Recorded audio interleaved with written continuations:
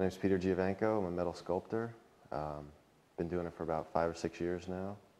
I started out learning how to work with metal in high school metal shop.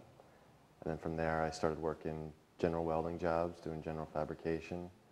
And I kind of got bored with that, so I would take my lunch hour and make stuff for myself as far as furniture and sculpture and stuff like that.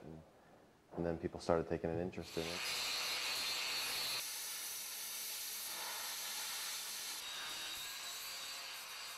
The style of my work is sort of industrial, sort of an antique from the future, something maybe 100 years from now people will look at.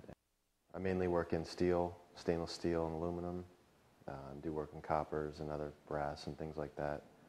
I do a lot of abstract sculpture, custom furniture, installations, entry gates, all kind of things like that. I like to create things that are aesthetically pleasing and also have an underlying meaning to them. The sculptures I do are symbols. They each symbolize something. One of my newest pieces, it's called Insomnia. It's an all stainless steel sculpture. The reason it's called Insomnia is it's just a design that keeps reappearing in my mind. This design will keep reappearing for some reason. I figure if I created it, maybe I'd be able to sleep at night. Another piece is called Prophecy, and that is a steel sculpture also that has bullets, coffee beans, and it's being funneled down into a cup, which symbolizes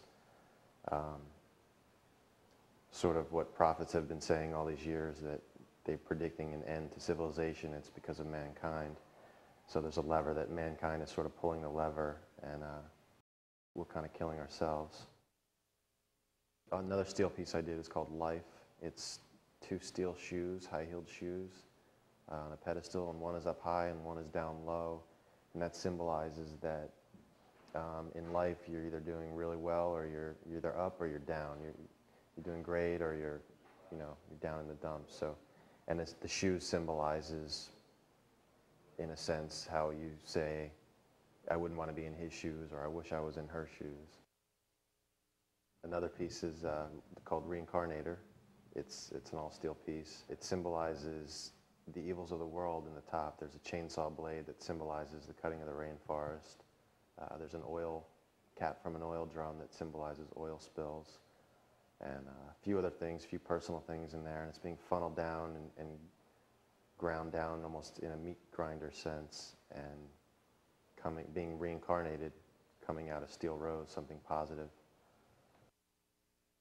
Imperfect Beauty is one of the pieces. It's 3/4-inch metal punch-outs. They're all welded together to form a woman's body, and there's pieces missing from the sculpture. It symbolizes that the imperfections in a woman is actually what makes them beautiful. Another all-steel piece is called Pilgrimage. It's a 8-foot steel mosquito, in a sense attacking the world. It's called Pilgrimage because it's sort of like when the Europeans came over and took over the land from the Indians. The Indians were here thinking they were the only people around. And this outside force came and took over, this sort of alien force. And now we're here on our Earth thinking the same thing. We're the only ones here. We're all safe from anything else. And we are very vulnerable from an outside force coming and taking over. And the reason it's a mosquito symbolizes, mosquitoes have been known to wipe out populations as far as disease and things like that. As far as financially, it hasn't been very easy. It's a lot of work, but it's what I love to do.